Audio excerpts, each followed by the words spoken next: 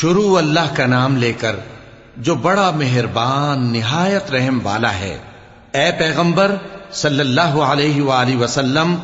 لوگوں سے کہہ دو کہ میرے پاس وحی آئی ہے کہ جنوں کی ایک جماعت نے اس کتاب کو سنا تو کہنے لگے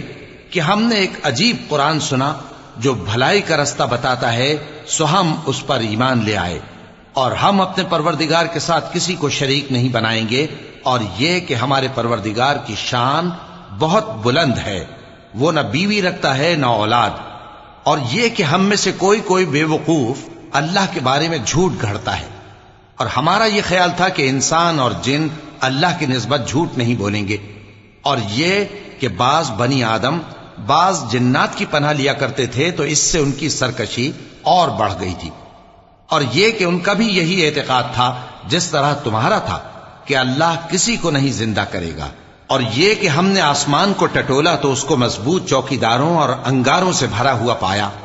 اور یہ کہ پہلے ہم وہاں بہت سے مقامات پر فرشتوں کی باتیں سننے کے لیے بیٹھا کرتے تھے، اب کوئی سننا چاہے تو اپنے لیے انگارہ تیار پاتا ہے، اور یہ کہ ہمیں معلوم نہیں کہ اس سے اہل زمین کے ساتھ برائی مقصود ہے یا ان کے پروردگار نے ان کی بھلائی کا ارادہ فرمایا ہے، اور یہ کہ ہم میں بعض نیک ہیں اور بعض دوسری طرح کے، ہمارے کئی طرح کے مذہب ہیں،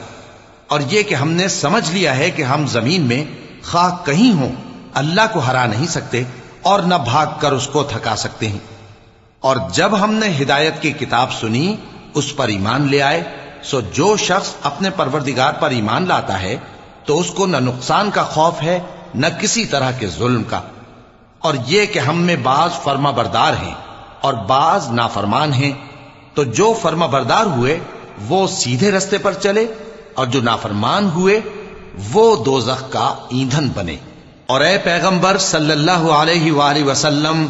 یہ بھی ان سے کہہ دو کہ اگر یہ لوگ سیدھے رستے پر رہتے تو ہم ان کے پینے کو بہت سا پانی دیتے تاکہ اس سے ان کی آزمائش کریں، اور جو شخص اپنے پروردگار کی یاد سے منہ پھیرے گا وہ اس کو سخت عذاب میں داخل کرے گا، اور یہ کہ مسجدیں خاص اللہ کی ہیں تو اللہ کے ساتھ کسی اور کی عبادت نہ کرو، اور جب اللہ کے بندے یعنی یہ پیغمبر صلی اللہ علیہ وآلہ وسلم اس کی عبادت کو کھڑے ہوئے تو کافر ان کے گرد ہجوم کر لینے کو تھے۔ اے نبی صلی اللہ علیہ وآلہ وسلم، کہہ دو کہ میں تو اپنے پروردگار ہی کی عبادت کرتا ہوں اور کسی کو اس کا شریک نہیں بناتا،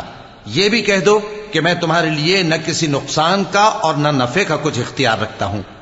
یہ بھی کہہ دو کہ اللہ کے عذاب سے مجھے کوئی پناہ نہیں دے سکتا اور میں اس کے سوا کوئی جائے پناہ نہیں پاؤں گا، ہاں اللہ کی طرف سے احکام کا اور اس کے پیغاموں کا پہنچا دینا ہی میرے ذمہ ہے، اور جو شخص اللہ اور اس کے پیغمبر کی نافرمانی کرے گا تو ایسوں کے لیے جہنم کی آگ ہے، وہ ہمیشہ ہمیشہ اس میں رہیں گے، یہاں تک کہ جب یہ لوگ وہ دن دیکھ لیں گے جس کا ان سے وعدہ کیا جاتا ہے، تب ان کو معلوم ہو جائے گا کہ مددگار کس کے کمزور ہیں اور شمار کن کا تھوڑا ہے۔ کہہ دو کہ جس دن کا تم سے وعدہ کیا جاتا ہے میں نہیں جانتا کہ وہ عنقریب آنے والا ہے یا میرے پروردگار نے اس کی مدت دراز کر دی ہے۔ وہی غیب کا جاننے والا ہے، سو کسی پر اپنے غیب کو ظاہر نہیں کرتا، ہاں جس پیغمبر کو پسند فرمائے اور اس کو غیب کی باتیں بتا دے تو اس کے آگے اور پیچھے نگہبان مقرر کر دیتا ہے تاکہ معلوم فرمائے کہ انہوں نے اپنے پروردگار کے پیغام پہنچا دیے ہیں، اور یوں تو اس نے ان کی سب چیزوں کا ہر طرف سے احاطہ کر رکھا ہے اور ایک ایک چیز گن رکھی ہے۔